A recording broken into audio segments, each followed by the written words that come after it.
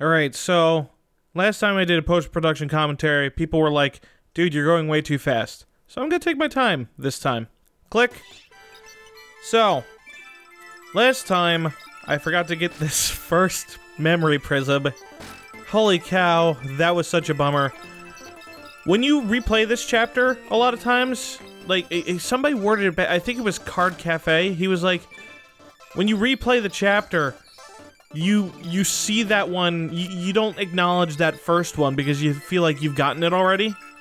And so as a result, you just neglect it and then you don't find out you forgot about it until it's too late. Now, don't quote me on that. I think it was Card who said it, but I'm not totally sure. Now, I don't think that's the game's fault. I think I believe that was totally me. I should have paid better attention. I guess it's human nature to, like, do stuff like that, to, like, forget that that's there because, oh, I did it before, you know, it's like a mentality thing, but I don't know. I just don't think that it's the game's fault for that. So, what else is there? So, one of the things that I learned when I was playing through this again was, well, Circles told me. He said, dude, so I noticed in your video that you barely use Amelia, and you should because she's crazy broken. And I'm like, why? Well, she's got the provoke skill. And basically what that means is that when if she's targetable by an enemy, they'll go right for her, regardless of who else is around. Like, if you have Norn, like, right in front, and Amelia right behind her, the enemies will target Amelia no matter what, even if Amelia can fight back, and Norn can't. So, as you can see with this beginning section, I abused the living heck out of that. Like, the left path is such an easy cakewalk. Like, I'm already up to Isadora, and I think it's only turn 4. Now, the right side, it's not as cut and dry. I don't have a healer yet because I haven't killed Urk, and Urk drops the heal staff with which that Reinhardt can use. So I have to be careful on that side. I also don't have Amelia to break the living heck out of everything. On the other hand, I do have Mia, or Maya.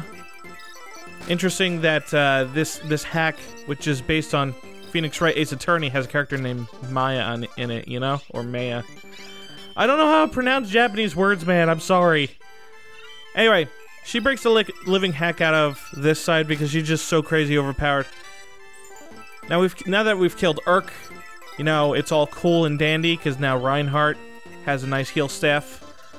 And, I mean, that's pretty much it for this side. Things are not going to get, like, too crazy until Lynn and Hector start coming after us.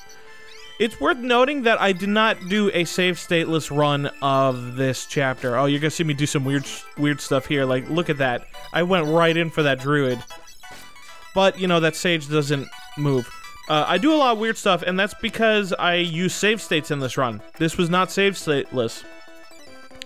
The reason why is because, in my opinion, this chapter, like, it's not too luck-based, but it's, like, there are moments where the RNG just really isn't on your side. Like, and I don't mean, like, it's horrible or anything, but it's like, sometimes you get a 50% chance of something, or you get, like, a 79%. And that's bothersome because of the length of the chapter, those numbers build up and sometimes you just can't afford to miss. Now, I don't think it's too bad, but I think it's bad enough where I find it difficult to picture myself doing a save stateless run of this. I just don't feel it's consistent enough. So if you're gonna play this chapter, I would definitely recommend, like, setting up maybe 1 or 2 save states. Like, give yourself 2 checkpoints at 2 different points. I feel like that's the most reasonable way to do this chapter. Now, a complaint I had in the previous video was that there are ambush spawns that you can't really predict. And the reason why is because on the first few turns, Eliwood's like, hey, let's ambush spawn them, and then, you know, the haha jokes on you, they're just healers. Immediately after those healers, like, real reinforcements come out. So I assumed that was just the pattern. Like, the game was introducing the gimmick to me and showing me, oh, hey, ambush spawns can be fair after all, which I thought was very genius. I thought that was a very smart idea. The issue is that at this later part, they do the same thing, like the healers pop out, but either the ambush spawns don't come out right away, or there's more than one of them, and that really threw me off in the previous run, and I don't know how you could reasonably predict that. Also, if you were paying attention, Reinhardt stood next to the Sage, got attacked by that general, and was left with 1 HP. Like, that was by far the craziest stun I did in this chapter, and it's largely because I have save states and I'm allowed to experiment a lot more with weird, unorthodox strategies. That is the benefit of having save states and just, like, being able to do each individual turn, like, bit by bit, you know? I had a bit of trouble on the left side. Some of the bosses just wouldn't die, and when they were low in health, they would just go away and heal, or be healed by something else. So, I ended up, like, because of Lynn and Hector coming in, and the reinforcements coming in, I decided to play defensive and just camp over here in this choke point in hopes that the enemy would not, like, screw me over too hard. And luckily it worked out. Though, then again, you know, I did some weird unorthodox strats here. Like, look at this crap right here. What the heck am I doing? Narshin's right out in the open. He's low in HP. He doesn't look like he's gonna survive this, right? Well, I don't actually know what happens next because I haven't seen this footage. But let's see what happens. Oh snap, there's Hector. Hector didn't die in one hit this time, thank God.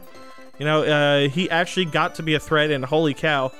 Oh, that's right. Yeah, Amelia has Provoke, and that's what prevented Narshin from dying. Man, Provoke is ridiculous.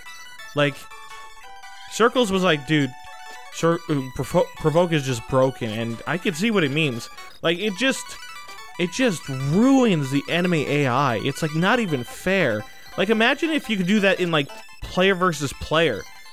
Where, like, you would have one unit that has Provoke, and they have no choice but to attack that one dude.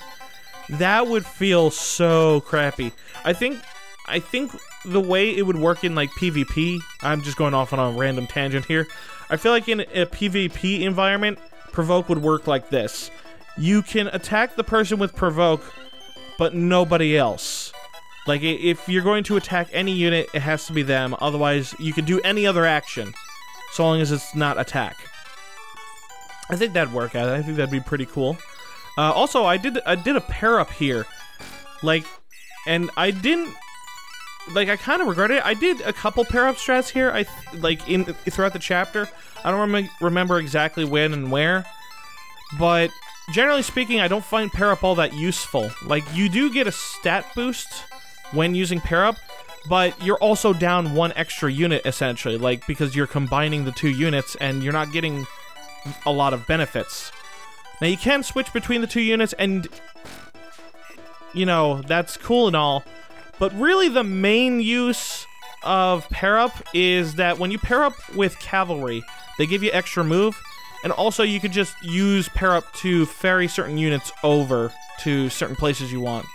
And that, I believe, it would be the main use of pair up. Honestly, I'd be okay if pair up had absolutely no offensive or defensive properties, like it didn't have any combat properties, whatever. I think it'd be cool if it was just used for movement purposes.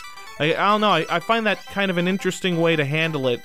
I feel like with this, like, those boosts don't really matter all that much, but they don't really have to matter because there are just some cases where pair up, like, as a movement option is actually quite viable. Okay, so what else is there to talk about this chapter? Oh yeah. Getting Narshin past this point, like, breaking the way to, like, the middle area so that Narshin could get in, was a pain in the rear. Like, I had to do so much stuff just to set up this scenario such that I could kill the middle general and then just have him be able to go in. Because, as you can see right here, Alphonse is not in the most safe spot. I think that he can survive, but I'm not sure. I think I might have Ellis, like, use Physic here. Yeah, I had her use Physic, yeah. But yeah, that's how I did it, and it looks weird, and I don't like it. I don't like weird. Okay, so now we're gonna do one of my favorite strategies, which is the trade chain. I love doing trade chains. I love doing rescue chains. They're so fun. But yeah, after you get all the memory prisms, one final one shows up. And this one is special. Oh wait, I don't get to do the trade chain yet. I put Linde in the range of this Mage Knight because I was like, oh, okay, I'll intercept them. But then I was like, never mind, I'll just dance for Linde and have her take the 20 feathers and turn into another Sage and get stat boost. That's the only time that I used the 20k feathers, which was a terrible idea. I should have used that a lot more, taken advantage of the stat bonuses, and I think you level up faster because you're back to level 1. I think that might actually be one of the reasons why the chapter may have been luck-based. Oh, and here we go.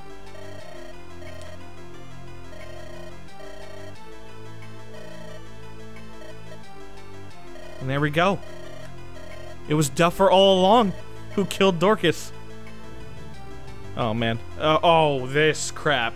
The Blood Pact. People hate the Blood Pact. And of course Circles had to put it in here. This hack, I swear, it's every Fire Emblem meme consolidated into one submission, which I actually think is a recipe for an extremely popular submission, which is why the first part of the submission has so many bloody views. Like, holy cow. At the current time of writing, 11,000. That's more than any submission in Ragefest 5. That's nuts. But yeah, Duffer did it, and if you don't know what I mean by that, or get the joke, then I'm sorry. But yeah, like, I think the fact that I didn't use the 20 feathers thing, the 20,000 feathers, is the reason why that this chapter may have been luck-based. So I don't think that my criticism of, like, the RNG is totally valid. I'd have to test it out with more liberal use of the 20,000 feather promotion. But in any case, I beat the chapter. I didn't beat it totally legitimately, but, you know, Circles was like, well, I mean, you beat it legitimately enough. Just show the weird run.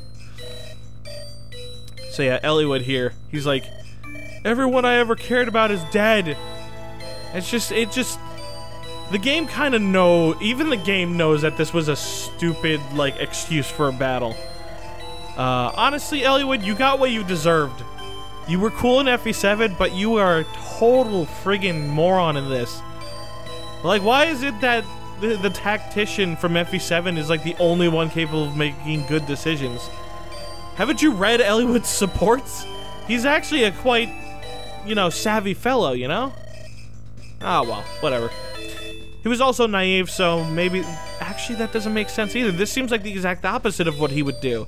I feel like he would give these strangers the benefit of the doubt, you know? Ah, whatever. Circles... He just wanted to make it a fun game, and he succeeded.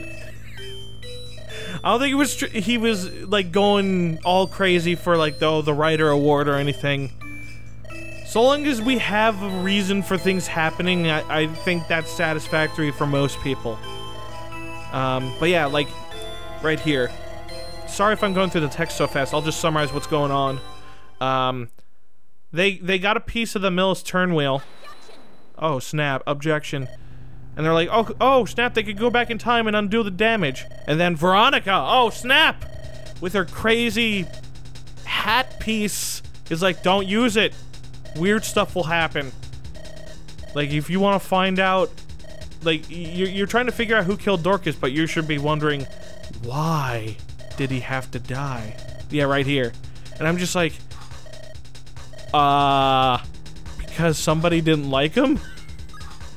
I don't know what explanation there could be. Anyway, this decision's interesting. If you destroy the turn wheel, you go to the next chapter. If you don't and you use it to go back in time, then it just takes you back to the first chapter, like, with no cutscene. Which I actually thought was pretty clever. Though it does kind of make me wonder what the heck. Like, just what the heck. I have nothing to add.